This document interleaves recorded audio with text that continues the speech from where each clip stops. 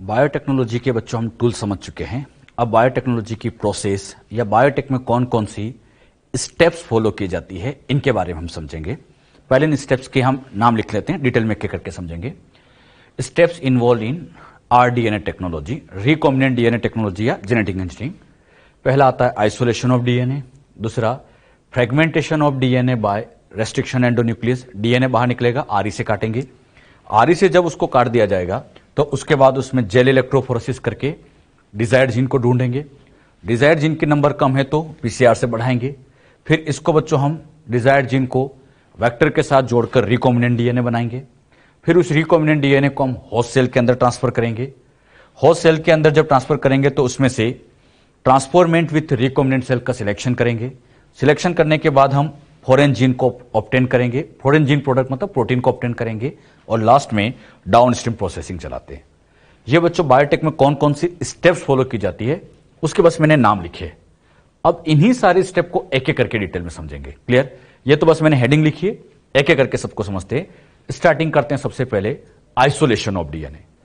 Biotech जब भी शुरू होती है पहला काम होता है डीएनए का आइसोलेशन। वही यहां से हम स्टार्ट करते हैं, ये नोट कर लो। पहला पार्ट यहां पर आता है और वो है आइसोलेशन ऑफ डीएनए। मान लीजिए बच्चों हम डीएनए आइसोलेशन करने जा रहे हैं बैक्टीरियल सेल से। आपको समझाने के लिए एक टेस्ट ट्यूब के अंदर बैक्टीरियल सेल रखिए। इस बैक्टीरियल सेल के अंदर बाहर की तरफ तो होती है सेल वॉल, इसके अंदर होती है सेल मेम्ब्रेन। अब मुझे इतना बताओ, हमें इस डीएनए को बाहर निकालना है। तो डीएनए को बाहर निकालना है तो इसकी सेल वॉल सेल मेम्ब्रेन को ब्रेक करना पड़ेगा। आप बताओ, बैक्टीरिया से बाहर निकालना है, सेल वॉल तोड़ना है, कौन सा एंजाइम? हां, सेल वॉल को तोड़ना है बैक्टीरिया के अंदर, कौन सा एंजाइम? तो यहां पर एंजाइम यूज करेंगे लाइसोजाइम। मेम्ब्रेन को तोड़ना है या तो हाई स्पीड पे घुमाओ या एक और अच्छा तरीका होता है लाइपेज एंजाइम मिला दो।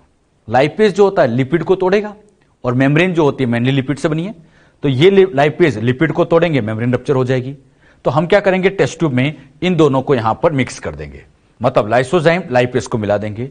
जैसे इनको मिलाएंगे तो मिलाने से ये सेल वॉल और सेल मेम्ब्रेन के आप देखो ब्रेक फ्रेगमेंट्स हो गए, मतलब ये ऐसे टुकड़ों में टूट गई। सेल वॉल भी टूट गई, सेल मेम्ब्रेन भी टूट गई एंजाइम डालने से। अब बच्चों इसको यहां पर हाई स्पीड पर ऐसे रोटेट करेंगे। टेस्ट ट्यूब को ऐसे रोटेट करना, घुमाना, इस प्रोसेस को कहा जाता है सेंट्रीफ्यूगेशन।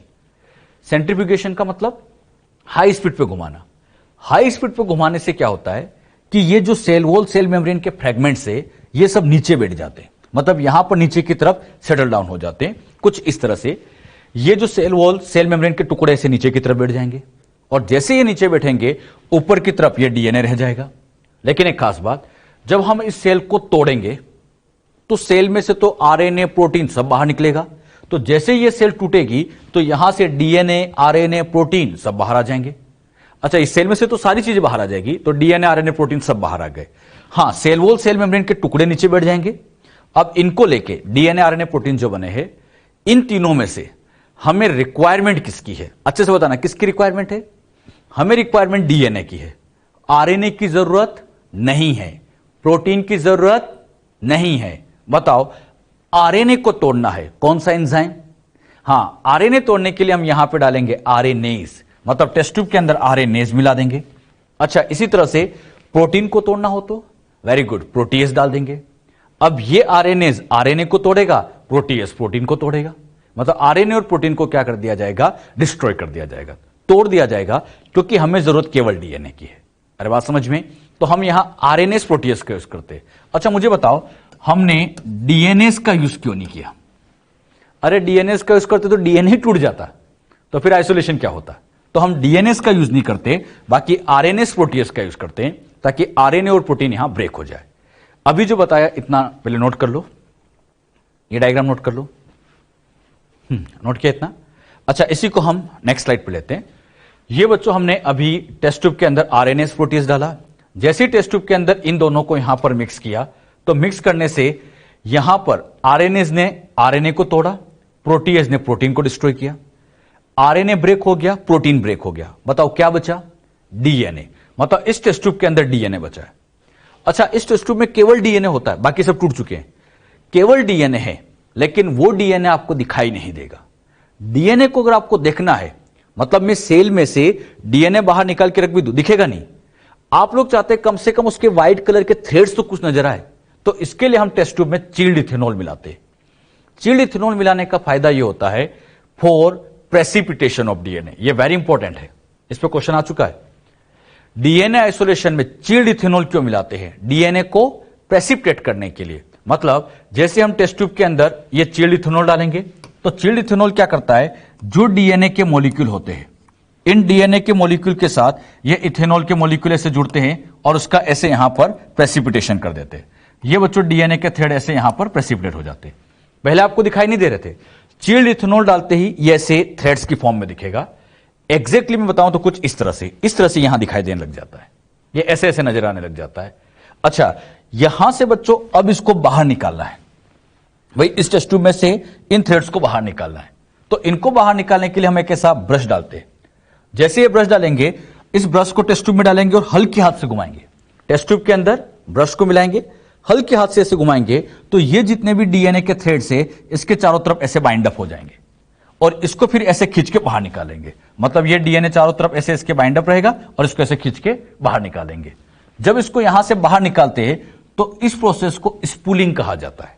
प्रोसेस का नाम स्पूलिंग।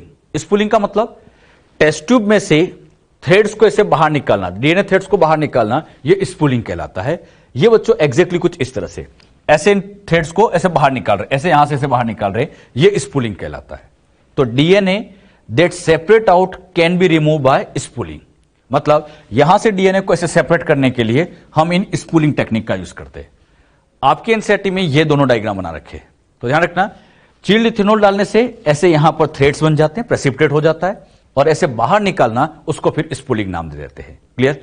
तो हमने यहां पर क्या समझा, चिल्ड इथेनॉल मिलाने का पर्पस क्या है, तो क्या बताओगे? हां, ये डीएनए के प्रेसिपिटेशन में काम आता है। अब बच्चों यहां से ये जो डीएनए इस तरह से यहां से हम बाहर निकालेंगे। अब ये डीएनए बाहर आ चुका है, डीएनए आइसोलेट हो गया।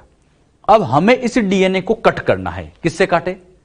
हां, डीएनए को कट करना एंजाइम आरई। तो अगला पार्ट यही कि इसको हम काटेंगे। अभी हमने पहला काम डीएनए का आइसोलेशन किया। तो बायोटेक की पहली स्टेप आती है आइसोलेशन ऑफ डीएनए। ये बच्चों हमने समझा कि डीएनए को आइसोलेट कैसे किया जाता है। समझ में बच्चों अच्छे से? बहुत आसान है। सेल वॉल तोड़ी, सेल मेम्ब्रेन तोड़ी, आरएनएस प्रोटीनेस डाले, आरएनए डिस्ट्रॉय, प्रोटीन डिस्ट्रॉय, और डीएनए बाहर आ गया। तो बहुत आसान सी प्रोसेस होती है। ये डायग्राम बना लीजिएगा। बना लिया इसको। अब चलते हैं स्टेप नंबर 2 पर। Second step, fragmentation of DNA by restriction endonuclease. ये डीएनए बाहर आ गया। अब इसको हम काटेंगे तो आरई से काटेंगे। जैसे इसके ऊपर आरई डालेंगे, डीएनए के ऐसे फ्रेगमेंट्स बन जाएंगे। अब ये इतने सारे फ्रेगमेंट्स बन गए। इन फ्रेगमेंट्स में से मान लीजिए ये डिजायर्ड जीन है, तो अब हम इसको कैसे पहचाने? मतलब पूरे डीएनए में से डिजायर्ड जीन को कैसे ढूंढे? तो इसका एक तरीका मैंने सिखाया था आपको। रैंडमली हम ढूंढ सकते हैं। उसके लिए हम जेल इलेक्ट्रोफोरेसिस वगैरह का यूज करते हैं। तो जो फ्रेगमेंट बन गए, अब इन फ्रेगमेंट में से अगली स्टेप आती है agarose gel electrophoresis for isolating desired gene. Desired gene को आइसोलेट करते हैं। ये बच्चों यहां से जितने भी फ्रेगमेंट्स थे, इनको उठा के अगेरो जेल में डाल देंगे। और अगेरो जेल में साथ ही साथ मैंने आपको समझाया था कि मार्कर भी डाल देते हैं। मान लीजिए डिजायर्ड जीन की साइज, समझाने के लिए, साइज 15 kb की है। तो जो मार्कर डीएनए में 15 kb के सामने वाला होगा, 15 kb के सामने वाला होगा, यही तो डिजायर्ड जीन होगी। फिर यहां से इसको बच्चों ऐसे कट करेंगे। कट करने के बाद उसको हम मेल्ट करेंगे, डिजायर्ड जीन बाहर आएगी। बताओ, जेल में से डीएनए को ऐसे बाहर निकालना, प्रोसेस का नाम इल्यूशन। प्रोसेस का नाम क्या कहलाता है? तो इल्यूशन कर देते हैं। इल्यूशन से डीएनए बाहर आ जाएगा। अच्छा, कंफर्म करने के लिए इसकी हम सीक्वेंसिंग भी करा सकते हैं। तो हम यहां पर अगेरोस जेल इलेक्ट्रोफोरेसिस से डिजायर्ड जीन को इस तरह से बाहर निकलवा देते हैं। डिजायर्ड जीन बाहर आ चुकी है। अब इसकी नंबर कम है, इसकी नंबर को बढ़ाना है। बताओ क्या करें? नंबर बढ़ाने का सबसे बेस्ट तरीका क्या कर दिया जाए? पीसीआर। तो अगला पार्ट इसमें ये आता है, पीसीआर की जाए। बात समझ में? ये सब बातें मैं आपको पहले क्लियर कर चुका हूं। अगेरो जेल इलेक्ट्रोफोरेसिस क्या होता है, कैसे काम करती है, सब आप जानते हैं अच्छे से। क्लियर? डायग्राम चाहे तो आप बना सकते हो। क्लियर? ये समझाने के लिए। क्लियर हुआ सबको अच्छे से? अच्छा, इस डिजायर्ड जीन की अब नंबर बढ़ानी है। तो अगले स्टेप चलती है fourth, amplification of gene of interest by PCR. PCR करना है। पीसीआर कब करते हैं? In this reaction in vitro synthesis of multiple copies of gene of interest. Desired gene की हम कई सारी कॉपी बढ़ा देते हैं। पीसीआर कैसे करते हैं ये सब कुछ मैं आपको समझा चुका हूं। इसमें हम एक ऐसी मशीन काम में लेते हैं, याद है, पीसीआर मशीन।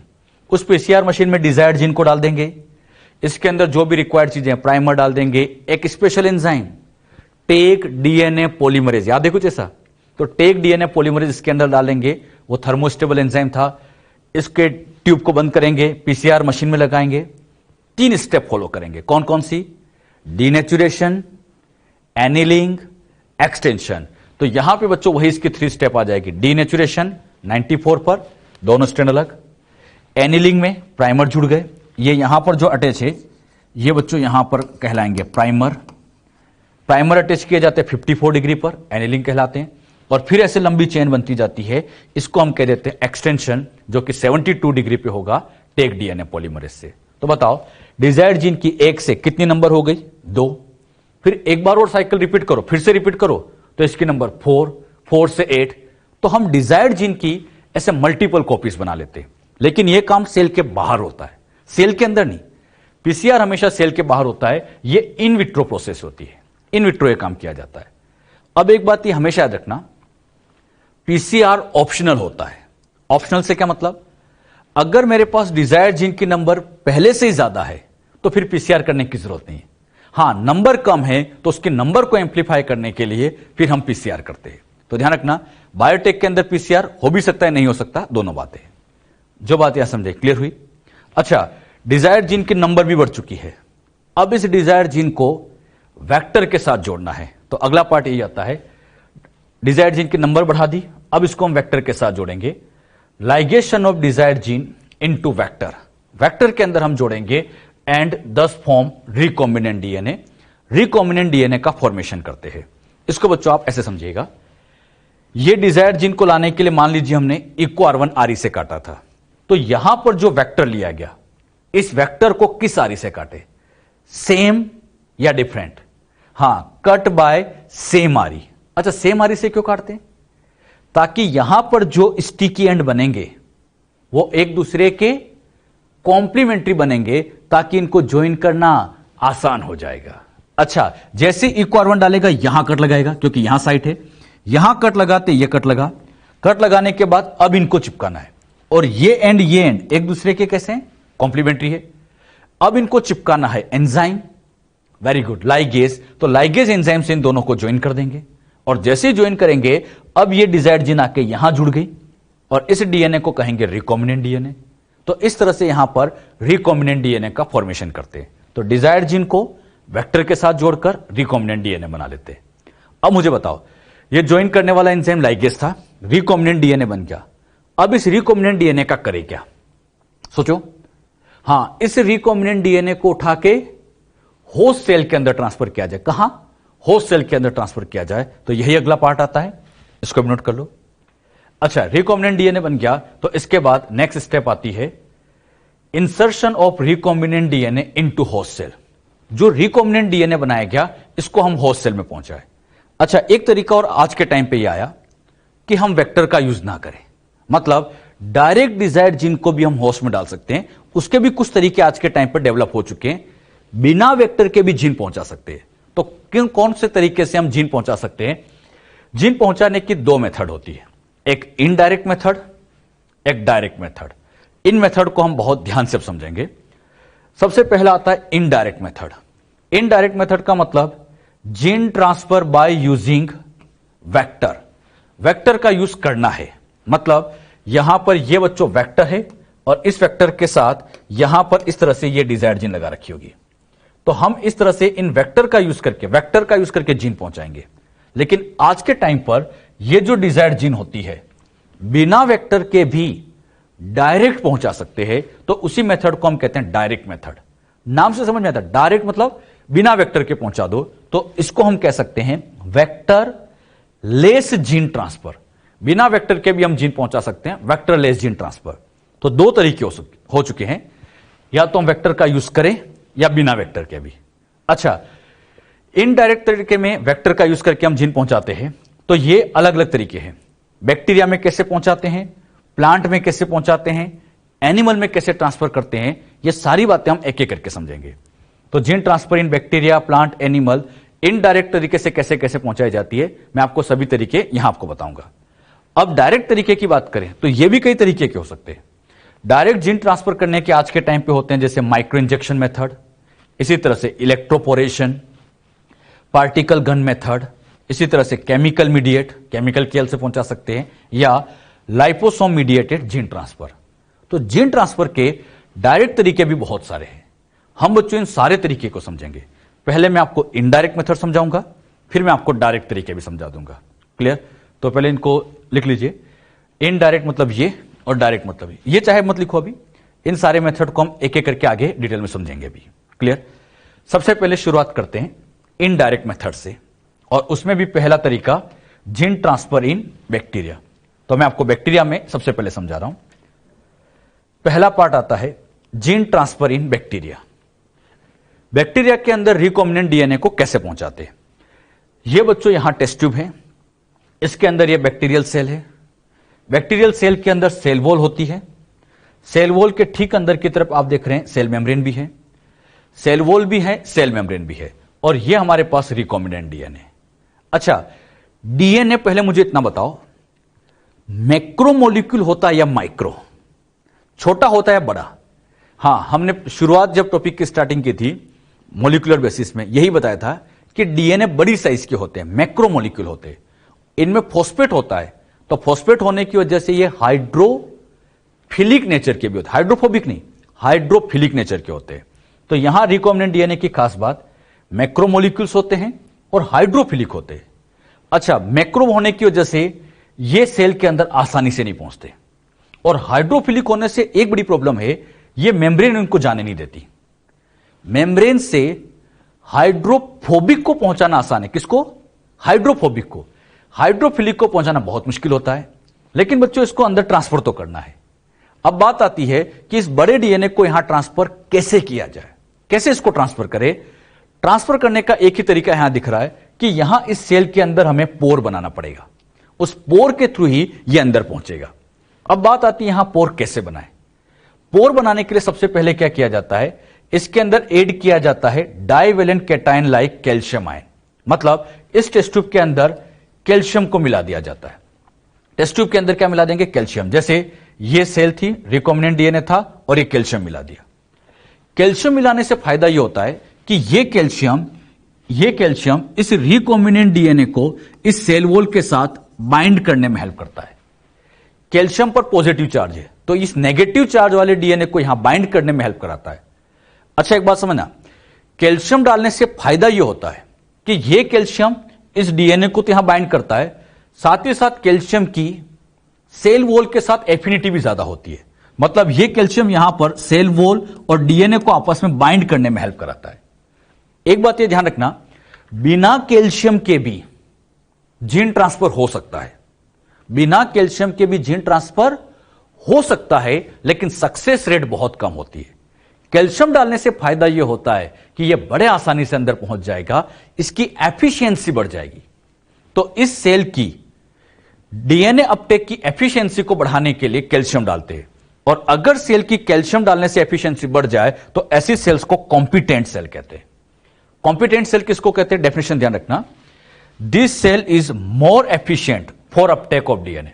मतलब ऐसी सेल जो डीएनए अपटेक की एफिशिएंसी ज्यादा रखती है उसे हम कॉम्पिटेंट सेल कहते हैं। कौन सी सेल कहते हैं बच्चों? कॉम्पिटेंट। और कॉम्पिटेंट सेल बनाने के लिए कौन सा आयन यूज करते हैं? कैल्शियम। डाइवेलेंट कैटायन का यूज करते हैं, मोनोवेलेंट नहीं, डाइवेलेंट कैटायन कैल्शियम का यूज करते हैं, और इसकी हेल्प से ही यह यहां आसानी से बाइंड अप कर जाता है। क्लियर? ये अच्छा, एक बार फिर पूछ रहा हूं मैं आपसे, क्या बिना कैल्शियम के जीन ट्रांसफर हो सकता है? यस, हो तो सकता है, लेकिन एफिशिएंसी कम होती है। एफिशिएंसी को बढ़ाने के लिए कैल्शियम मिलाते हैं, और एफिशिएंसी ज्यादा हो गई, सेल का नाम कॉम्पिटेंट सेल। ऐसे पूछेंगे व्हाट इज कॉम्पिटेंट सेल, तो क्या बताओगे? ऐसी सेल जिसके डीएनए अपटेक की पावर ज्यादा है, कॉम्पिटेंट सेल कहलाती है। बात समझ में? ये जितना भी काम किया जाता है सब कुछ बच्चों आइस के अंदर किया जाता है। मतलब ये जो टेस्ट ट्यूब होती है आइस के अंदर ऐसे रख दी जाती है, आइस के अंदर 0 डिग्री के अंदर ये सारा काम किया जाता है। सब कुछ आइस के अंदर किया जाता है। अभी तक की जो बात मैंने आपको समझाई, क्लियर हुई? तो हमने यहां पर कैल्शियम डाला, डीएनए सेल वॉल से अच्छे से बाइंड हो जाता है, सब कुछ काम आइस पे हो रहा था। इतना डायग्राम पहले बना लो। अच्छा, अब क्या करते, यहां पे बच्चों अब क्या किया जाएगा, ये डायग्राम अभी हमने बनाया, आइस पे रखा हुआ था, सारा काम आइस पे था, कैल्शियम रखा हुआ था, ये यहां जुड़ा था। अब इसको उठा के हम सडन ट्रांसफर करेंगे 42 डिग्री पे। इसको बहुत ध्यान से आप समझिएगा। इस फ्लास्क के अंदर समझिएगा आइस भरा हुआ है, टेस्ट ट्यूब रखी हुई है, टेस्ट ट्यूब रखी हुई है, चारों तरफ क्या भरी हुई आइस, कितना डिग्री, 0 डिग्री।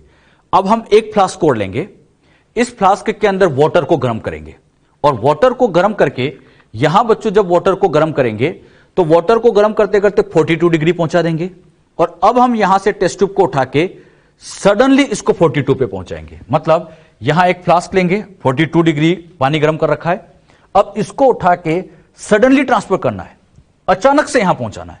जैसे बच्चों अचानक से यहां पहुंचाओगे तो अचानक पहुंचाने से सेल को क्या फील हुआ, पहले 0 डिग्री था, सेल सोच रही थी सब कुछ ठंडा ठंडा है, लेकिन अचानक 42 पे डाल दिया तो सेल को एक हल्का सा झटका लगता है कि अचानक से आग किसने लगा दी, या गर्माहट किसने कर दी, मतलब यहां ये गर्मी कैसे हो गई, ऐसे आग किसने लगा दी।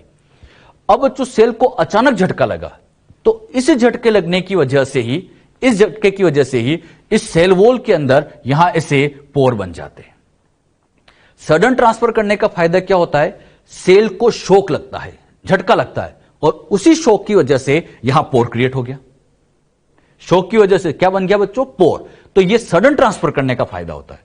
अगर आप इस टेस्ट ट्यूब को धीरे धीरे ट्रांसफर करोगे, मतलब 0 डिग्री, फिर 5 डिग्री, फिर 10 डिग्री, धीरे धीरे ट्रांसफर करते, तो सेल अपने आप को एडजस्ट कर लेती।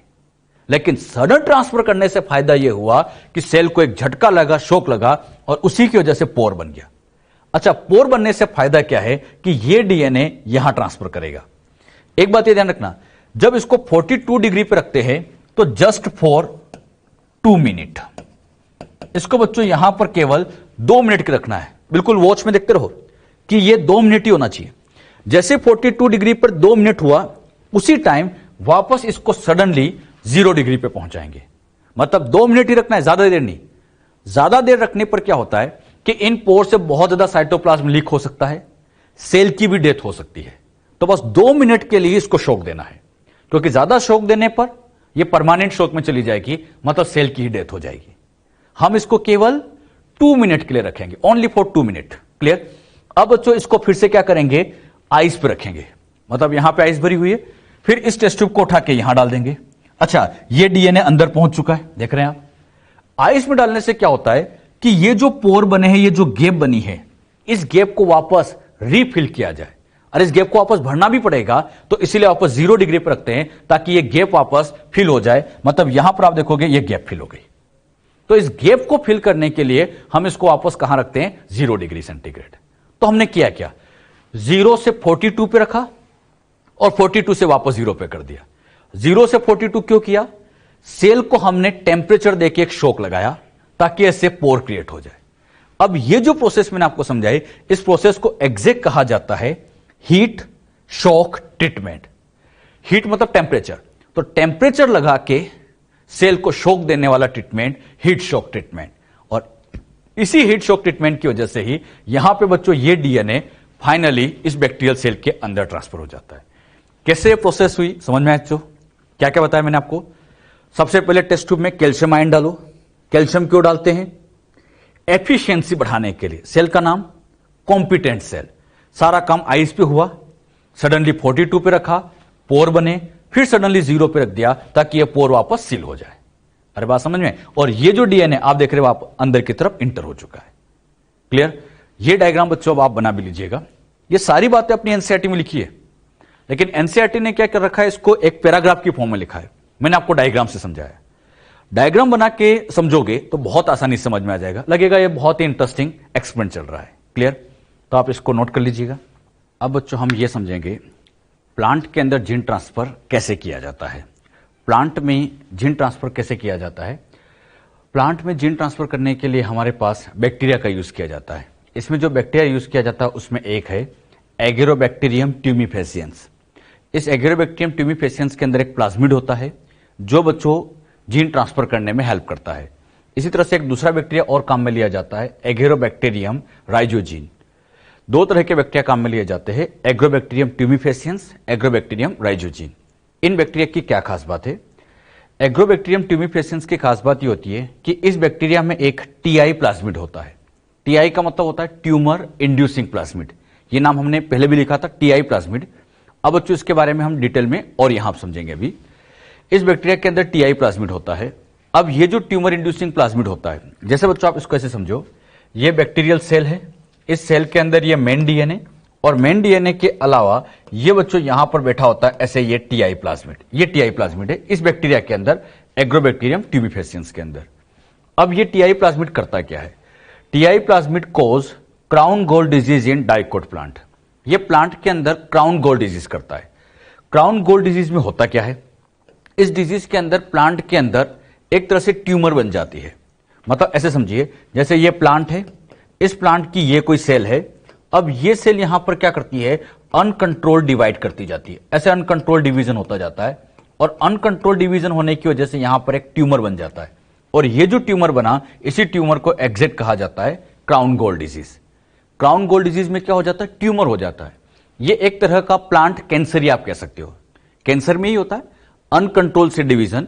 सेम बात यहां पर भी है। यहां पर भी सेल अनकंट्रोल डिवाइड करती जाती है, और इसी अनकंट्रोल डिवीजन की वजह से यहां पर ट्यूमर बनता है। उसी को क्राउन गोल डिजीज नाम दी जाती है। क्लियर? अच्छा, ये होता है एग्रोबैक्टीरियम ट्यूमिफेसियंस के टीआई प्लाज्मिड के कारण। एग्रोबैक्टीरियम राइजोजिन की बात करें तो इसके अंदर आरआई प्लाज्मिड होता है। जैसे ये सेल है, ये मेन डीएनए, ये प्लाज्मिड, और ये प्लाज्मिड होता है आरआई प्लाज्मिड। आरआई का फुल फॉर्म होता है रूट इंड्यूसिंग प्लाज्मिड। ये रूट इंड्यूसिंग प्लाज्मिड प्लांट के अंदर हैरी रूट डिजीज कॉज करता है। हैरी रूट डिजीज के अंदर ये क्या करता है? यहां पर बहुत ज्यादा एक्सेस में ऐसे यहां हेयर का डेवलपमेंट कर देता है, बहुत एक्सेस में। तो इसको कहा जाता है हैरी रूट डिजीज। बात समझ में? तो ये हैरी रूट डिजीज कॉज करने का काम करता है। दोनों की मैकेनिज्म एक जैसी होती है। हम यहां बच्चों इसको समझेंगे एग्रोबैक्टीरियम ट्यूमिफेसियंस। ये हमारे लिए ज्यादा इंपॉर्टेंट होता है। अपने एनसीईआरटी में इसी का नाम भी लिखा है, टीआई प्लाज्मिड के बारे में। तो हम इसी को ही और अच्छे से डिटेल में यहां पर पढ़ेंगे। क्लियर? तो यहां हम इसको ज्यादा अच्छे समझेंगे। हां, बात ध्यान रखना, इसमें भी सेम मैकेनिज्म होती है। यह जरूर याद रखो, आरआई प्लाज्मिड कहां है? तो एग्रोबैक्टीरियम राइजोजिन के अंदर होता है। और टीआई प्लाज्मिड की बात करें तो यह एग्रोबैक्टीरियम ट्यूमिफेसियंस के अंदर मिलता है। क्लियर? अब बात आती है ये कैसे क्राउन गोल डिजीज करता होगा, कैसे क्राउन गोल डिजीज होती होगी। इसको मैं एक हल्का सा यहां पर आप लोगों को डिटेल में समझाता हूं। एक्चुअली में होता क्या है, जैसे बच्चों प्लांट के अंदर ये बच्चों मान लीजिए प्लांट है, ये प्लांट सोइल में ग्रो कर रहा है। इसी सोइल के अंदर यहां पर ये बैक्टीरिया मिलता है एग्रोबैक्टीरियम ट्यूमिफेसियंस। एग्रोबैक्टीरियम ट्यूमिफेसियंस कहां मिलते हैं बच्चों? सोइल में। अब प्लांट में जहां पर भी, जैसे मान लीजिए ये प्लांट है, तो इस प्लांट के अंदर जहां पर भी ऐसे कहीं पर वुंड हो जाती है, वुंड मतलब कट लग जा, कुछ भी हो गया, डैमेज हो गया, तो इस डैमेज वाली जगह पर होता क्या है कि ये बैक्टीरिया यहां पे पहुंचते हैं। इस डैमेज वाली जगह पर बैक्टीरिया यहां रिलीज हो जाते हैं, मतलब बैक्टीरिया यहां पर पहुंच जाते हैं। अच्छा, डैमेज वाली जगह से एक केमिकल रिलीज होता है एसिटोसिरिंगोन। डाइकोट प्लांट में जहां पर ये कट लगता है वहां से एक केमिकल रिलीज होता है एसिटोसिरिंगोन। ये नाम अभी मैं आपको थोड़ी देर बाद दिखाऊंगा। एसिटोसिरिंगोन केमिकल क्या करता है? इन बैक्टीरिया को यहां पर मूव कराता है। और जब ये बैक्टीरिया यहां पर मूव कर जाते हैं तो मूव होने के बाद यहां की जो सेल्स होती है, इन सेल्स को अनकंट्रोल डिवाइड करती रहती है। और जब ये अनकंट्रोल डिवीजन होता जाता है तो इसी से बच्चों इस जगह पर ट्यूमर हो जाता है। ट्यूमर में एग्जैक्टली क्या होता है? प्लांट में कट लगा, वहां से एसिटोसिरिंगोन केमिकल रिलीज हुआ, उसी ने बैक्टीरिया को अट्रैक्ट किया, और उसी की वजह से यहां पर ये ट्यूमर कोस हो जाता है। क्लियर? इस ट्यूमर को एग्जैक्टली कैसे किया गया होगा? ट्यूमर बस ये ध्यान रखना, अनकंट्रोल सेल डिवीजन होता जाता है। कैसे होता है यह मैकेनिज्म और डिटेल में मैं आपको समझाता हूं। होता क्या है पहले इतना नोट कर लीजिए। हो गया कंप्लीट। अब बच्चों यहां पर हम क्या करें, ये एक बैक्टीरिया की सेल आपको बना दी, एग्रोबैक्टीरियम ट्यूमिफेसियंस बैक्टीरिया को यहां ड्रॉ कर लिया है। क्लियर? ये एग्रोबैक्टीरियम ट्यूमिफेसियंस बैक्टीरिया है। इस बैक्टीरिया के अंदर ये तो है मेन डीएनए, और ये बच्चों यहां पर होता है टीआई प्लाज्मिड। ये टीआई प्लाज्मिड, ये ध्यान रखना, टीआई प्लाज्मिड कौन से बैक्टीरिया में मिलता है? Agrobacterium tumefaciens. और ये नेचुरली मिलता है, ये नेचुरली इसके अंदर मिलता ही है। क्लियर? ये तो है बच्चों बैक्टीरिया की सेल होती है। क्लियर? अब यहां पर ये बच्चों इस टीआई प्लाज्मिड के अंदर यहां से लेके यहां तक का, बहुत ध्यान सुना, पहले उसको बच्चों बहुत अच्छे से एक बार समझ लो, फिर इसको नोट कर लेना, पहले समझो अच्छे से। यहां से लेके और यहां तक का ये जो इतना सेक्शन है, ये इतना सेक्शन कहलाता है टीडीएनए। टीडीएनए इसलिए कहा जाता है T for transfer, T for transfer. Transfer नाम इसलिए दिया जाता है क्योंकि यही एग्जैक्टली प्लांट के अंदर ट्रांसफर होता है।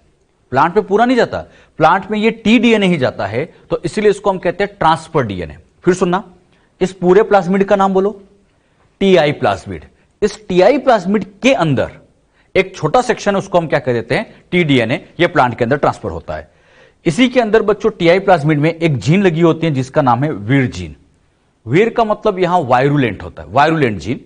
अच्छा, ये वायरुलेंट जीन कई पार्ट में से डिवाइड होती है, इसमें ए पार्ट होता है, बी पार्ट होता है, ऐसे इसके वीर जीन के भी अलग अलग पार्ट है, वीर ए, वीर बी, वीर सी, ऐसे अलग अलग पार्ट होते हैं। अब ये वीर जीन क्या करती है, इस टीडीएनए का रेप्लिकेशन भी कराती है। टीडीएनए का रेप्लिकेशन कराती है मतलब इसकी कॉपी तैयार करती है और साथ ही साथ इसको प्लांट में भी भेजती है। क्लियर? अच्छा, इसके अंदर एक ओआरआई साइट होती है। ओआरआई साइट से तो ये पूरा डीएनए रेप्लिकेट करता है, बात सुनना, ओआरआई साइट से तो पूरा डीएनए रेप्लिकेट कर जाता है, लेकिन वीर जीन की वजह से ये केवल टीडीएनए ही रेप्लिकेट करता है, केवल और केवल टीडीएनए रेप्लिकेट करता है और वो बच्चों फिर प्लांट में ट्रांसफर भी हो जाता है। क्लियर? ये जो मैंने इतना बताया एक बार फिर ध्यान समझना। इस पूरे प्लाज्मिड का नाम बोलो, टीआई प्लाज्मिड। ये छोटा सेक्शन टीडीएनए, छोटा सेक्शन वीर जीन, इसी के अंदर ओआरआई साइट है। अब इस टीडीएनए के अंदर आप ध्यान से देखो तो एक जीन लगी हुई है जो टीआई जीन कहलाती है। टीआई मतलब ट्यूमर इंड्यूसिंग जीन। ये बच्चों ट्यूमर इंड्यूसिंग जीन होती है, मतलब यही जीन एग्जैक्टली ट्यूमर कॉज करती है। क्लियर? ये तो है बच्चों बैक्टीरिया की सेल। अब यहां पर ये जो मैंने ड्रॉ की है, ये है डाइकोट प्लांट की सेल, डाइकोट प्लांट की सेल। अब होता क्या है, मान लीजिए बच्चों ये कोई डाइकोट प्लांट है, ये एक डाइकोट प्लांट था। अब इस डाइकोट प्लांट में कहीं पर ऐसे ट्यूमर हो जाता है, मतलब कहीं पर ऐसे कट लग जाता है, तो इस कट वाली जगह से एसिटोसिरिंगोन केमिकल रिलीज होता है। वही एसिटोसिरिंगोन केमिकल इस वीर जीन का एक्सप्रेशन कराता है। प्लांट के अंदर एसिटोसिरिंगोन रिलीज हुआ, उसने इस वीर जीन का क्या करा दिया, वीर जीन का क्या करा दिया, एक्सप्रेशन, मतलब इसके प्रोडक्ट बनाए, प्रोटीन्स बनाए।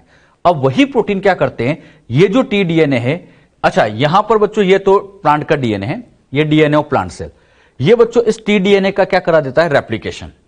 मतलब वीर जीन ने ही टीडीएनए को यहां पर क्या कर दिया, रेप्लिकेट, उसका रेप्लिकेशन कर दिया, उसकी एक कॉपी तैयार हुई। अब ये टीडीएनए का एक पार्ट यहां आ गया, रेप्लिकेशन हो गया, एक पार्ट बना, यहां आ गया। अब बच्चों यही वीर जीन एक काम और करती है, इन प्लांट और बैक्टीरिया के बीच में कैसी ट्यूब बना देती है। अच्छा, ये ट्यूब केवल डाइकोट प्लांट में ही बनेगी। अगर यहां मोनोकोट प्लांट होता तो मोनोकोट प्लांट से एसिटोसिरिंगोन रिलीज नहीं होता, और एसिटोसिरिंगोन रिलीज नहीं होता तो वहां पर ये वीर जीन एक्सप्रेस नहीं होती, तो वहां पर इस तरह की ट्यूब नहीं बनती। तो ध्यान रखना, ये केवल और केवल डाइकोट प्लांट्स में ही होता है, क्योंकि उसी से एसिटोसिरिंगोन केमिकल रिलीज होता है। अच्छा, वीर जीन ने टीडीएनए को रेप्लिकेट किया, उसकी कॉपी बनाई, और ये जो यहां पे टीडीएनए बना, अब ये टीडीएनए इस बच्चों यहां ट्यूब से होता हुआ प्लांट में पहुंच जाता है। क्या सिखाया, कुछ समझ में आया? टीडीएनए का रेप्लिकेशन हुआ, प्लांट में पहुंचा। बताओ, ये पूरा प्लाज्मिड प्लांट में जा रहा है या छोटा पार्ट, केवल एक छोटा सेक्शन टीडीएनए? एग्जाम में क्वेश्चन आ चुका है, टीआई प्लाज्मिड का कौन सा पार्ट प्लांट में ट्रांसफर होता है, तो केवल और केवल टीडीएनए ट्रांसफर होता है। अब बच्चों ये टीडीएनए यहां आ चुका है। अब ये टीडीएनए क्या करता है, ये जो आपको प्लांट सेल का डीएनए दिख रहा है, इस प्लांट सेल के मेन डीएनए में जाके इंटीग्रेट हो जाता है, जुड़ जाता है। मतलब ये प्लांट सेल के मेन डीएनए में गया और मेन डीएनए पे जाकर ये इंटीग्रेट हो जाएगा। मतलब T DNA integrated into DNA of plant cell. ये बच्चों प्लांट सेल है, तो प्लांट सेल के डीएनए में जाके ये इंटीग्रेट हो गया, मतलब ये प्लांट के डीएनए में जाके जुड़ जाता है। इंटीग्रेट मतलब जुड़ गया। ये बच्चों यहां पर इतना, ये जो पार्ट है, ये पार्ट एग्जैक्टली कौन सा है, तो ये पार्ट वही टीडीएनए, तो ये टीडीएनए यहां इंटीग्रेट हो गया है। अच्छा, मेन डीएनए में जुड़ने से फायदा क्या है, मुझे इतना बताओ। इस टीडीएनए के पास ओआरआई साइट नहीं है, तो ये रेप्लिकेट अकेला नहीं कर सकता है। अब हुआ क्या, ये मेन डीएनए में जुड़ गया। अब इस मेन डीएनए में तो ओआरआई साइट होती है। अब होगा क्या, यहां से जैसे रेप्लिकेशन होगा तो ये टीडीएनए भी प्लांट के अंदर साथ साथ रेप्लिकेट करता जाएगा और प्लांट की दूसरी सेल में भी ट्रांसफर होता जाएगा। तो मेन डीएनए में जुड़ने का फायदा समझ में है, ताकि ये रेप्लिकेट हो सके। अगर ये मेन डीएनए में नहीं जुड़ता तो फिर इसका रेप्लिकेशन कैसे होता, क्योंकि इसके पास तो ओआरआई साइट है ही नहीं, रेप्लिकेशन ही नहीं होता। तो मेन डीएनए में जुड़ गया। मेन डीएनए में जुड़ने से फायदा क्या हुआ, इसका आसानी से यहां पर क्या होता जाएगा, रेप्लिकेशन। अब बच्चों होता क्या है, ये जो टी डीएनए यहां पहुंचा है, ये टी डीएनए के अंदर यहां जो जीन लगी थी, आप सभी जानते हैं ये होती है टीआई जीन। अरे यही तो टीआई जीन थी। अब ये टीआई जीन यहां पर बनाती है आरएनए, आरएनए से बनते हैं प्रोटीन, प्रोटीन मतलब एक तरह से बन जाएंगे एंजाइम। यहां बच्चों एंजाइम का फॉर्मेशन होता है, और ये जो एंजाइम बनते हैं, इन्हीं एंजाइम की हेल्प से यहां पर सिंथेसिस हो जाता है ऑक्सिन का और साइटोकाइनिन का। ऑक्सिन और साइटोकाइनिन कुछ जानते हो? Auxin cytokinin plant growth hormone, मतलब Ti gene exactly auxin cytokinin के सिंथेसिस को बढ़ा देती है। वैसे प्लांट सेल में ऑक्सिन साइटोकाइनिन मिलता है, लेकिन ये टीआई जीन की वजह से एक्स्ट्रा ऑक्सिन साइटोकाइनिन बनने लग जाता है, और ये जो एक्स्ट्रा ऑक्सिन साइटोकाइनिन बना है, एक्स्ट्रा बना है, यही एक्स्ट्रा साइटोकाइनिन ऑक्सिन अब इस सेल को डिवाइड होने के लिए प्रमोट करते हैं। अरे ऑक्सिन साइटोकाइनिन का लेवल बढ़ेगा तो सेल डिवीजन स्टार्ट हो जाता है। तो यहां पर जो सेल होती थी, अब ये सेल के अंदर ऑक्सिन साइटोकाइनिन का लेवल बढ़ गया।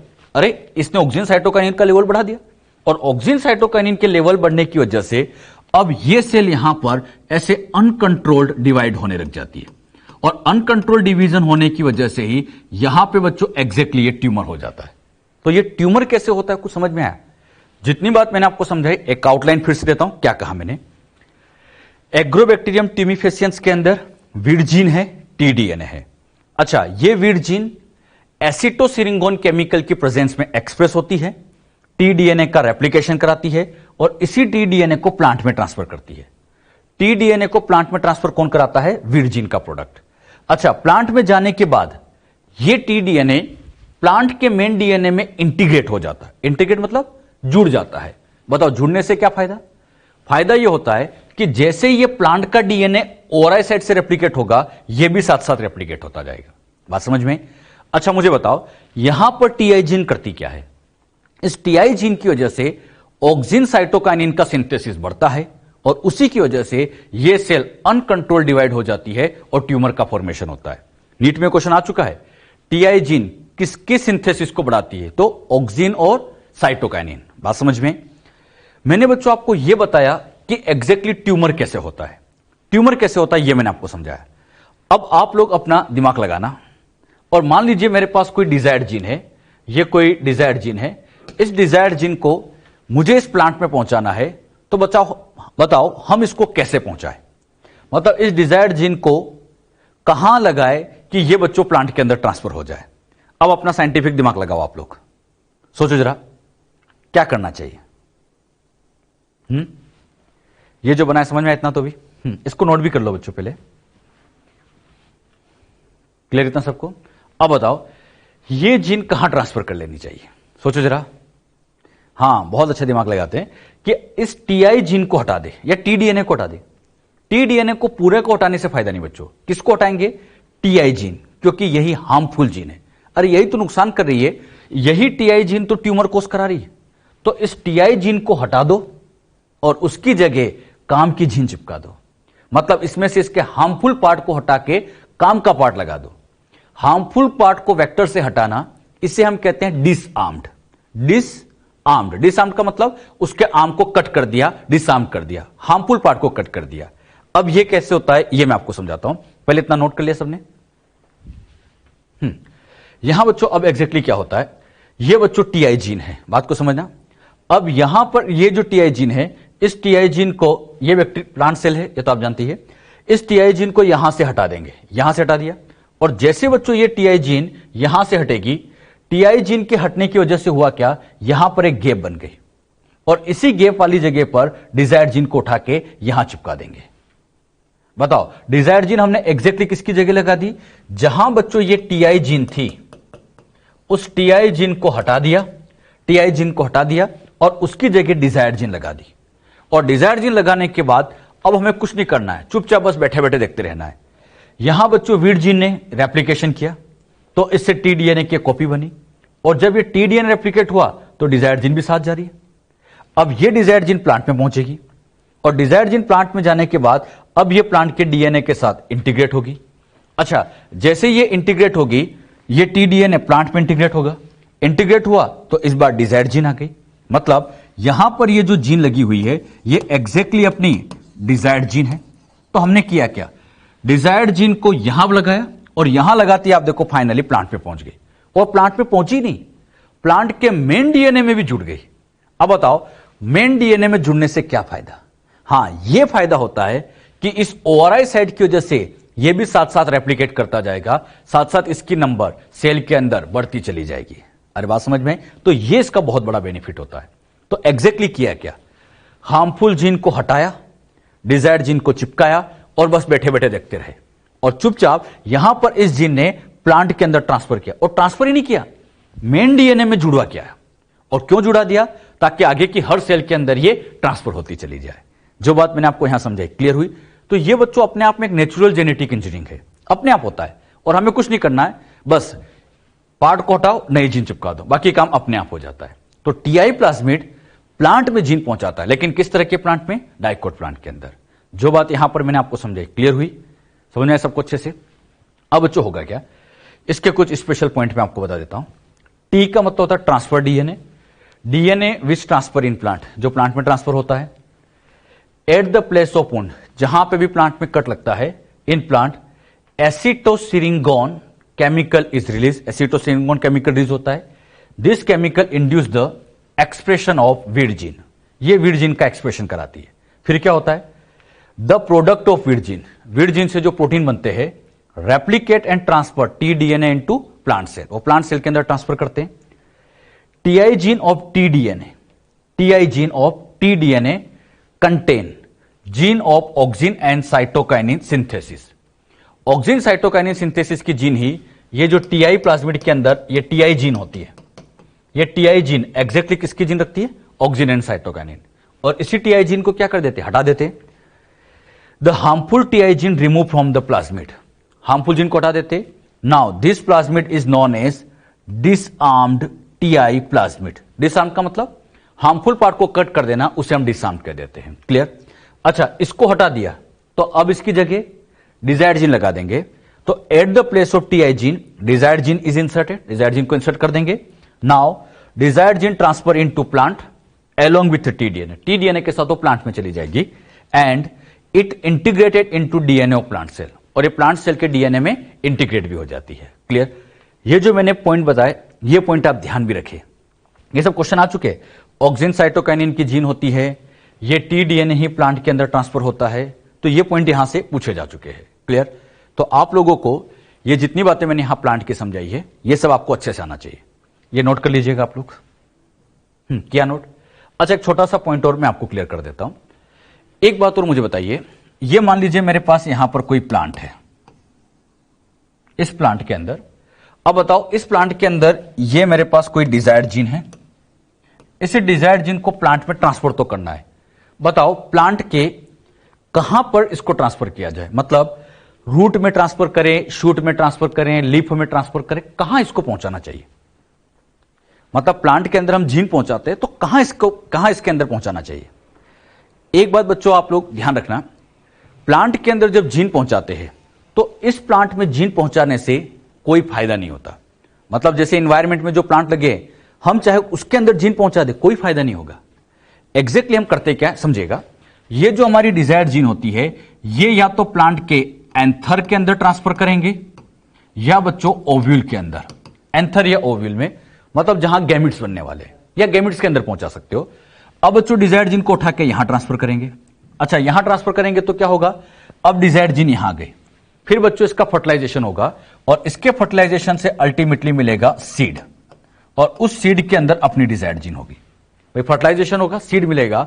अब इस सीड को उठा के जब यहां पे ग्रो किया जाएगा, तो ग्रो करने के बाद अब जो प्लांट बनेगा, इस पूरे प्लांट के अंदर हमारी डिजायर्ड जीन होगी।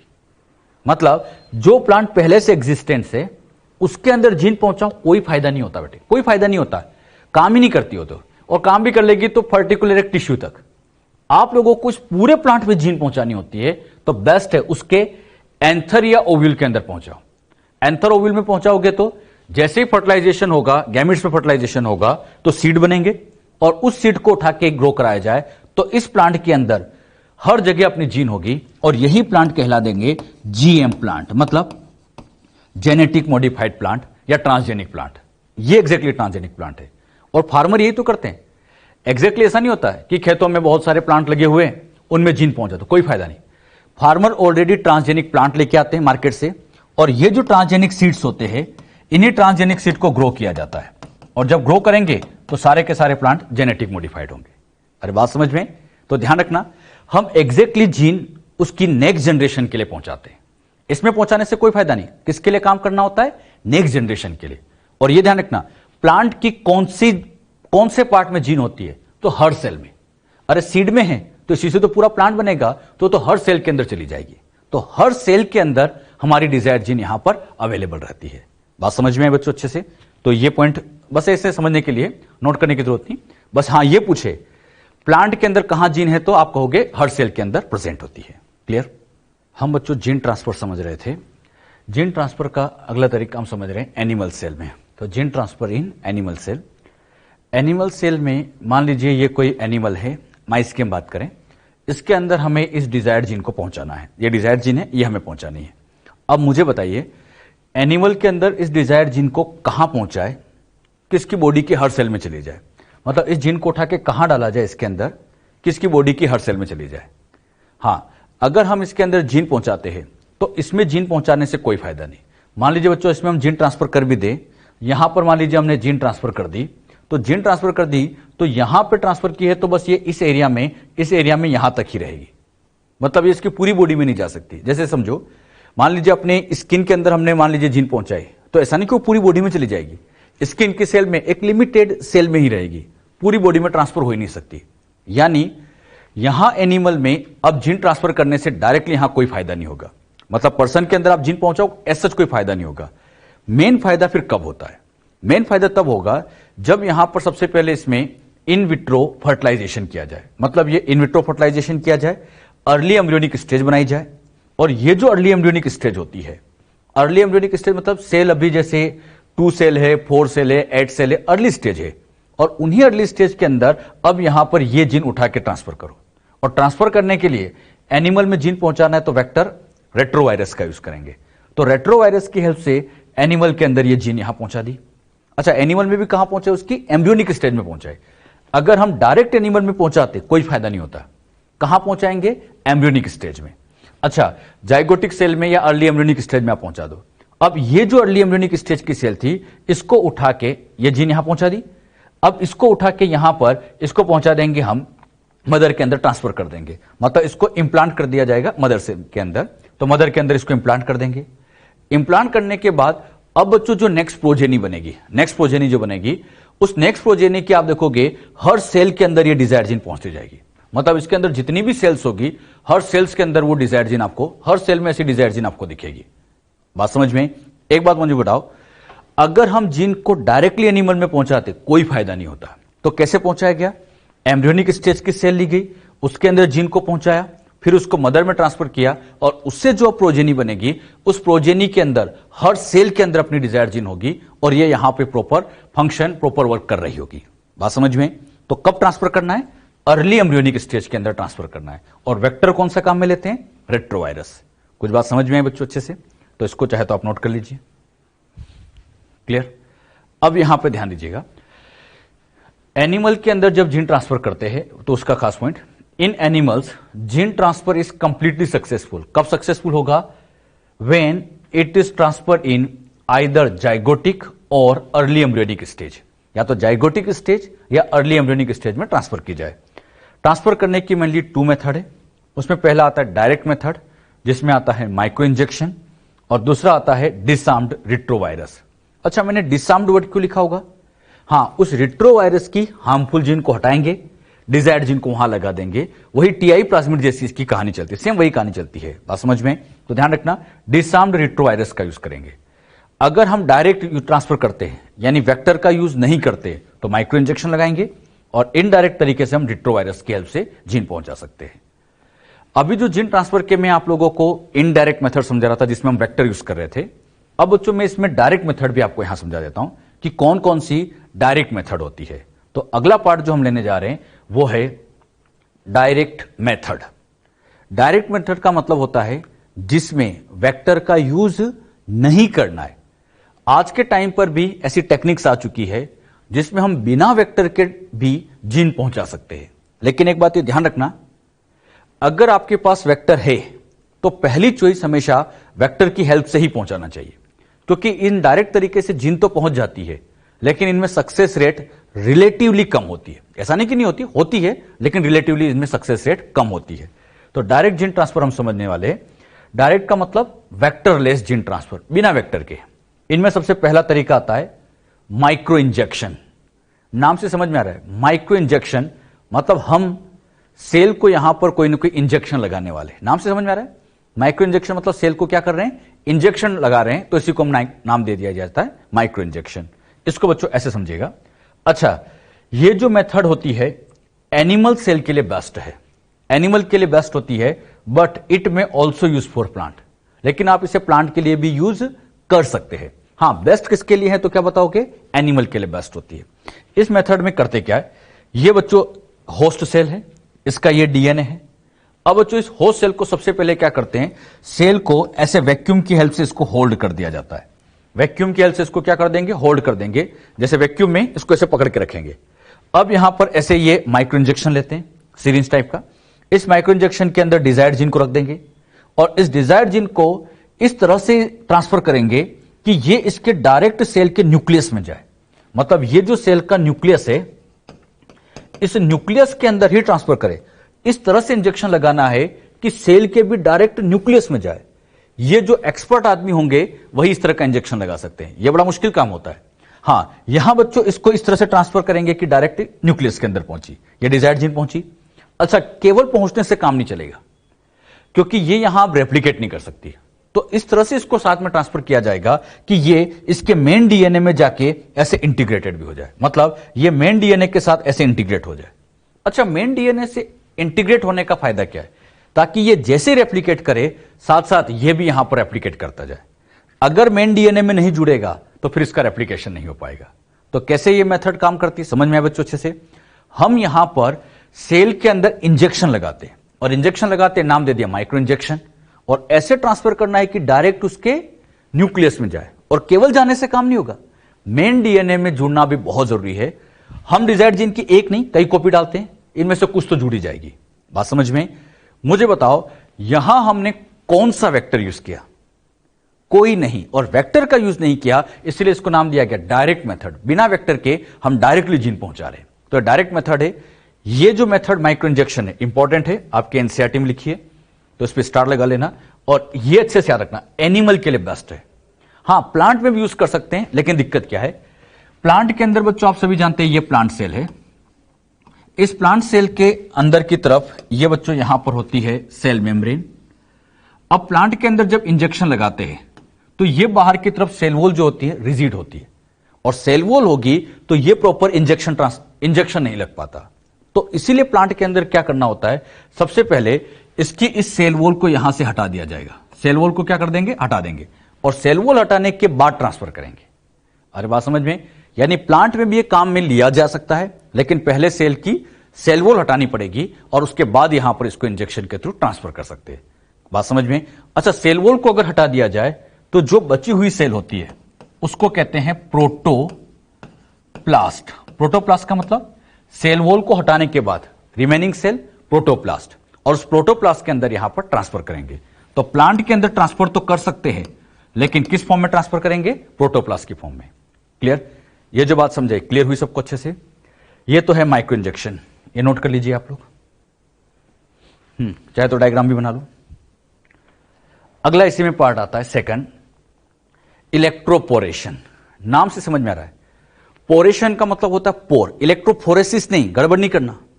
इलेक्ट्रोपोरेशन, पोरेशन अलग है। पोरेशन में हम क्या करते हैं, सेल के अंदर पोर्स बना देते हैं, लेकिन पोर बनाने के लिए हम इलेक्ट्रिक फील्ड का यूज करते हैं, तो टेक्निक का नाम बन गया इलेक्ट्रोपोरेशन। अच्छा, ये electroporation method it create transient या temporary pore in the plasma membrane. Plasma membrane के अंदर टेम्परेरी पोर बना देते हैं to facilitate entry of foreign DNA, ताकि से डीएनए अंदर इंटर कर जाए। मान लीजिए बच्चों यहां पर ये एक फ्लास्क है, एक एपरेटस है, इस एपरेटस के अंदर ये होस्ट सेल ले ली। अच्छा, यहां पर अब क्या करेंगे, इसके अंदर यहां पर ऐसे पॉजिटिव और ये नेगेटिव इलेक्ट्रोड लगा देंगे। मतलब इलेक्ट्रोड लगा दिया, इलेक्ट्रिक फील्ड ट्रांसफर कर दिया, एक पॉजिटिव इलेक्ट्रोड लगा दिया, नेगेटिव इलेक्ट्रोड लगा दिया। यहां पे बच्चों ये डिजायर्ड जीन को रख दिया। अब हम क्या कर, अच्छा डिजायर्ड जीन की एक नहीं कई कॉपी रखेंगे। अब यहां पर क्या करेंगे, इसको शॉक लगाएंगे। जैसे इलेक्ट्रिक शॉक लगेगा तो इस सेल के अंदर ऐसे पोर्स बनेंगे, और पोर बनेंगे तो इन पोर से होता हुआ डीएनए अंदर पहुंचेगा।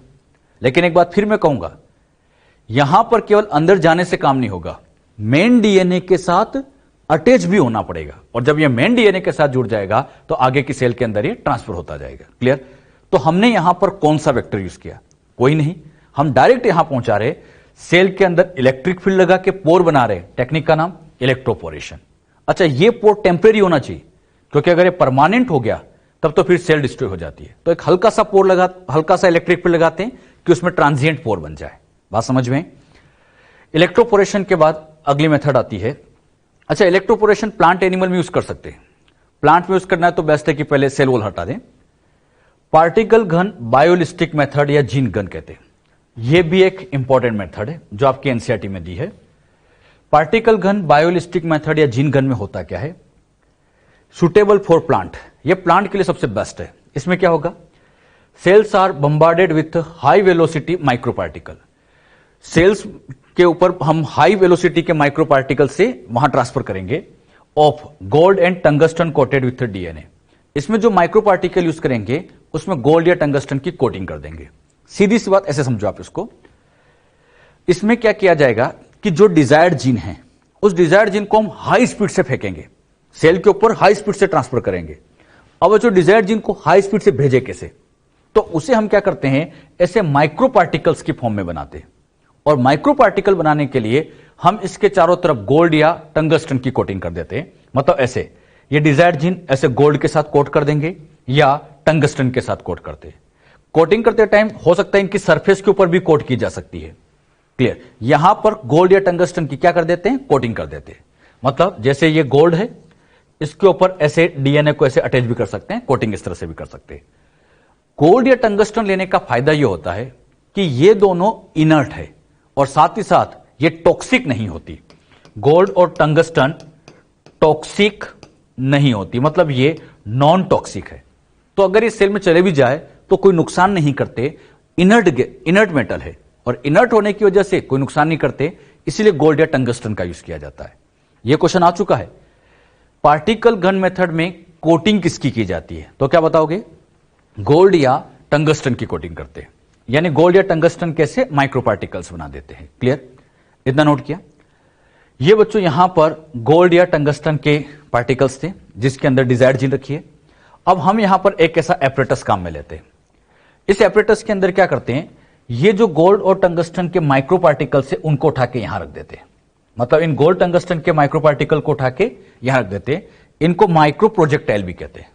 अच्छा, इसी में क्या किया जाता है, नीचे की साइड में यहां पर ये टारगेट सेल लगा दी जाती है। ऐसे बच्चों यहां पर ऐसे बना देता हूं मैं, ये बच्चों यहां पर ऐसे टारगेट सेल को रख दिया गया, यहां पर ये टारगेट सेल रख दी जाती है। क्लियर? ऐसे नीचे की तरफ। अब क्या करेंगे, इसको यहां पर हाई स्पीड से ऐसे एसिलेट करेंगे हाई वेलोसिटी के साथ। जब ये हाई वेलोसिटी के साथ जाएगा तो ये जो सेल है, ये सेल बच्चों इसमें से होते हुए यहां चली जाएगी नीचे की तरफ, और ये पार्टिकल यहीं रुक जाएगा। मतलब ये जो पार्ट है यहीं रुक जाएगा और सेल हाई स्पीड से नीचे की तरफ ट्रांसफर की जाती है। ऐसा एक एपरेटस काम में लेते हैं। जब बच्चों इसको यहां ट्रांसफर करेंगे तो ट्रांसफर करते टाइम ये बच्चों यहां से ऐसे हाई स्पीड से इसको मूव कराए हाई स्पीड से, तो ये सेल ऐसे नीचे की तरफ जाएगी और सेल जाने के बाद ये बच्चों बम्बार्ड कर दी जाती है होस्ट सेल के ऊपर। मतलब ये जो होस्ट सेल है इनके ऊपर ये ऐसे बम्बार्ड करेंगे और ये हाई स्पीड से सेल के अंदर पहुंचेंगे। इतनी हाई स्पीड से पहुंचेंगे कि ये डायरेक्टली सेल के न्यूक्लियस में जाके ट्रांसफर हो जाए। क्लियर? लेकिन इतनी भी हाई स्पीड नहीं होनी चाहिए कि सेल को ही पेनिट्रेट कर जाए। तो ध्यान रखना, इस तरह से इसकी वेलोसिटी मेंटेन करते हैं कि बस ये सेल के अंदर इंटर कर जाए। बात समझ में? मुझे बताओ, यहां पर भी हम कोई वेक्टर यूज नहीं कर रहे हैं और वेक्टर यूज नहीं कर रहे हैं तो यह भी एक वेक्टरलेस तरीका है। यह तरीका ज्यादा बेस्ट है किसके लिए? प्लांट के लिए। प्लांट के लिए सबसे बेस्ट तरीका एक ये है जीन गन मेथड का हम यूज करें। गन इसलिए कहा जाता है जीन गन, जैसे हम बुलेट की स्पीड से इसको पहुंचाते हैं। गन के अंदर बुलेट है तो सेम यही है, ये गन है, इसके अंदर ये बुलेट है, तो इसलिए इसको नाम दे दिया गया जीन गन मेथड। क्लियर? तो जीन गन मेथड में बहुत इंपॉर्टेंट क्वेश्चन, किसके लिए यूज की जाती है? प्लांट के लिए। किसकी कोटिंग करते हैं? गोल्ड या टंगस्टन। क्यों करते हैं? इनर्ट है, टॉक्सिसिटी क्रिएट नहीं करते। बात समझ में? चाहे तो आप इस तरह से डायग्राम भी इसको बना सकते हो कि किस तरह से इसका यूज किया जाता है। क्लियर? इसी में ही अगला आता है डायरेक्ट मेथड, हम समझ रहे हैं। डायरेक्ट मेथड में नेक्स्ट आता है और वो है chemical mediated gene transfer. Chemical की मदद से हम जीन पहुंचाएंगे। यहां बच्चों एक स्पेशल केमिकल काम में लिया जाता है, पॉलीइथाइलिन ग्लाइकोल। केमिकल का नाम पॉलीइथाइलिन ग्लाइकोल, शॉर्ट में इसको पीईजी कहते हैं। अच्छा, ये पीईजी की हेल्प से भी हम डीएनए को ट्रांसफर कर सकते हैं। सबसे पहले ऐसे फ्लास्क के अंदर पॉलीइथाइलिन ग्लाइकोल को भर दिया जाता है, मतलब यहां पर ऐसे पॉलीइथाइलिन ग्लाइकोल को भर दिया गया। पॉलीइथाइलिन ग्लाइकोल का सॉल्यूशन यहां भर दिया जाता है, होस्ट सेल को रख देते हैं और डिजायर्ड जीन को रख देते हैं। अब ये पॉलीइथाइलिन ग्लाइकोल इन डीएनए के साथ बाइंड अप करता है, सेल्स के अंदर ये ऐसे पोर्स बनाता है और उनसे होता हुआ ये डीएनए अंदर आ सकता है। लेकिन एक खास बात है, इसमें सक्सेस रेट बहुत ही कम होती है। अगर हम पॉलीइथाइलिन ग्लाइकोल को डायरेक्टली यूज करते हैं, सक्सेस रेट बहुत कम होती है और इसके एग्जैक्ट मैकेनिज्म क्या होते हैं प्रॉपर क्लियर भी नहीं है कि कैसे ये जीन पहुंचा देता होगा। क्लियर? बस इतना ध्यान रखो, केमिकल से भी हम जीन पहुंचा सकते हैं। अगर आपसे उस केमिकल का नाम पूछे तो यह नाम ध्यान रखना, पॉलीइथाइलिन ग्लाइकोल, शॉर्ट में इसको पीईजी के नाम से लिखते हैं। पीईजी का सॉल्यूशन लेंगे, डिजायर्ड जीन को रखेंगे, इससे भी जीन पहुंचा सकते हैं। क्लियर? पॉलीइथाइलिन ग्लाइकोल का यूज तब ज्यादा अच्छे से किया जा सकता है जब हम यहां पर लाइपोसोम की मदद से जीन पहुंचाएं। बात आती है लाइपोसोम है क्या? इस मेथड के अंदर डीएनए को इनक्लोज किया जाता है विथ लिपिड बैग। लिपिड के बैग के अंदर इसको इनक्लोज कर दिया जाता है डीएनए को। This lipid bags fuse with protoplast. Protoplast मतलब जिसके अंदर सेल वॉल नहीं है, उसके साथ इसको फ्यूज करते हैं। ऐसे समझिएगा, ये डिजायर्ड जीन है, इसको हमें इस सेल के अंदर पहुंचाना, होस्ट सेल। होस्ट सेल की खास बात यह होती है कि इसमें सेल मेम्ब्रेन होना चाहिए, सेल वॉल नहीं। इसके अंदर सेल वॉल नहीं होनी चाहिए, सेल वॉल नहीं होनी चाहिए, केवल सेल मेम्ब्रेन। जैसे हम एनिमल की सेल ले सकते हैं या प्लांट यूज कर रहे हैं तो पहले सेल वॉल को हटा दिया जाएगा। अब क्या करेंगे, इसको उठा के सबसे पहले ऐसे बच्चों लिपिड के बैग में पैक कर देते हैं। यहां बाहर की तरफ ये बच्चों ऐसे लिपिड की बाई लेयर होगी और ये जो लिपिड का बैग आपको दिख रहा है, लिपिड के इसी बैग को नाम दे दिया जाता है लाइपोसोम। लाइपोसोम क्या है? लिपिड का बैग। और इस लिपिड के बैग के अंदर ये डिजायर्ड जीन को रख दिया।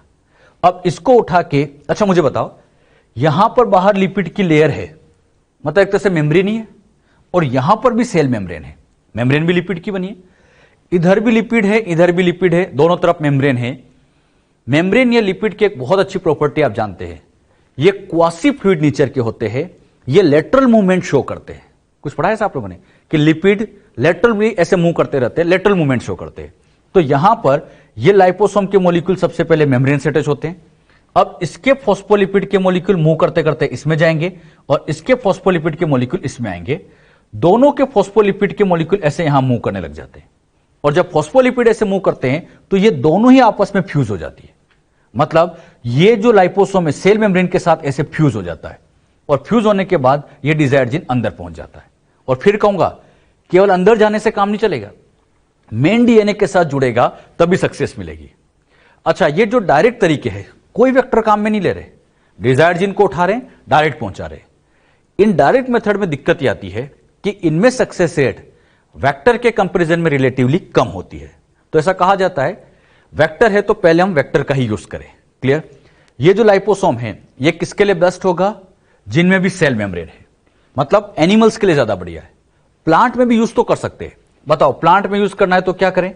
तो पहले बच्चों इसकी सेल वॉल को हटाएंगे, सेल वॉल को हटाएंगे, फिर इसके साथ जो रिमेनिंग सेल होगी उसको प्रोटोप्लास्ट कहेंगे और प्रोटोप्लास्ट के साथ फ्यूज करा दिया जाएगा। बात समझ में? मैंने आप लोगों को डायरेक्ट मेथड टोटल 5 बताई है। कौन कौन सी? फटाफट रिवाइज करते हैं। हमने बच्चों इसमें सबसे पहले सीखा माइक्रो इंजेक्शन, उसके बाद इलेक्ट्रोपोरेशन, जीन गन, केमिकल और लाइपोसोम, ऐसे 5 बताए। इन 5 में से 2 सबसे इंपॉर्टेंट है, एक तो माइक्रो इंजेक्शन और एक जीन गन। ये 2 आपकी एनसीईआरटी में लिखे हैं, तो इन 2 को तो अच्छे से याद रखना। अच्छा, एक बात और ध्यान रखना, यहां हम इन 2 मेम्ब्रेन को क्या कर रहे हैं, फ्यूज कर रहे हैं। तो इनको फ्यूज करते टाइम यहां पर पीईजी का यूज कर सकते हो। पीईजी मतलब पॉलीइथाइलिन ग्लाइकोल। ये पॉलीइथाइलिन ग्लाइकोल का यूज करने से फ्यूजन आसानी से होता है। अगर कभी भी 2 मेम्ब्रेन को फ्यूज करना है, सबसे बढ़िया केमिकल पॉलीइथाइलिन ग्लाइकोल। तो कभी ऐसे क्वेश्चन आए 2 मेम्ब्रेन फ्यूज करानी है, विच केमिकल इज यूटिलाइज, तो हम क्या लिख सकते हैं, पीईजी का हम यहां पर यूज कर सकते हैं। क्लियर। टोटल 5 मेथड, मैं फिर कहूंगा 2 इंपॉर्टेंट, माइक्रो इंजेक्शन और जीन गन। इन 2 को आप अच्छे से ध्यान रखें। तो कैसे बच्चों जीन पहुंचाते हैं, ये मैंने आपको सारे तरीके बता दिए। इनडायरेक्ट में वेक्टर का यूज नहीं करना है, डायरेक्ट में करना है। अच्छा, क्वेश्चन भी ऐसे पूछेंगे वो, प्लांट के अंदर जीन ट्रांसफर की इनडायरेक्ट मेथड कौन सी है। प्लांट के अंदर जीन ट्रांसफर इनडायरेक्ट मेथड, उसमें पहला ऑप्शन आपको दे देंगे जीन गन, सेकंड ऑप्शन दे देंगे माइक्रो इंजेक्शन, इस तरह से ऑप्शन दे देंगे। अच्छा, थर्ड आ जाएगा पीबीआर और फोर्थ आ जाएगा टीआई प्लाज्मिड। इस तरह से ऑप्शन बना के देंगे। क्या आंसर जाएगा, हाँ टीआई प्लाज्मिड। इनडायरेक्ट मतलब वेक्टर यूज करना है, ये यूज नहीं करेंगे, ये यूज नहीं करेंगे, क्योंकि ये तो वेक्टरलेस है, डायरेक्ट है। अरे क्वेश्चन इनडायरेक्ट पूछ रहा है। पीबीआर कब काम में लेते हैं, वो तो बैक्टीरिया के लिए काम में लेते हैं। प्लांट में पहुंचाना है तो फिर हम किसका यूज करेंगे, टीआई प्लाज्मिड। तो ऐसे क्वेश्चन घुमा के पूछते हैं। अब बच्चों को एग्जाम में कई बार ये डायरेक्ट इनडायरेक्ट नहीं दिखता है और गलतियां कर देते हैं, तो हमें सोच समझ के क्वेश्चन सोल्व करना है। कैसे इसका आंसर देना है, समझ में आया सबको अच्छे से, इसको भी नोट कर लीजिएगा।